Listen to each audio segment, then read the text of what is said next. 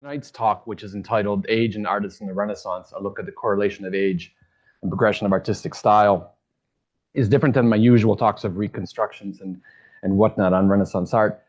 Tonight, I want to take a step back and take a broad look at Renaissance art in the attempt to quantify a difficult and also subtle concept, and that's the correlation of age and progression of style in Renaissance art.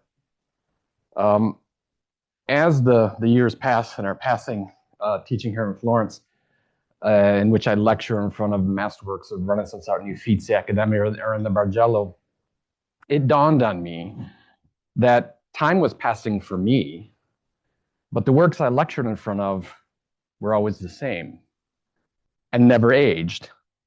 Decades have passed, and even centuries for that matter, and the Venus is still young and pristine with no wrinkles, and the David is still in perfect tone with no extra pounds.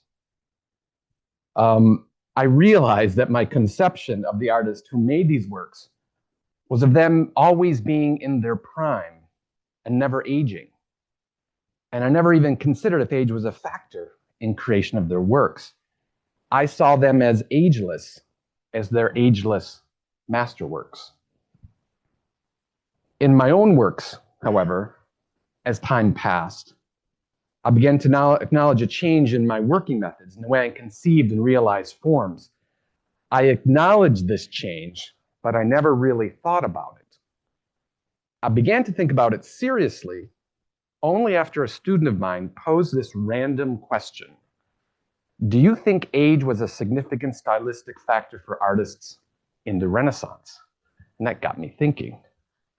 In fact, it got me thinking, and this lecture is the result of my preliminary exploration of the topic.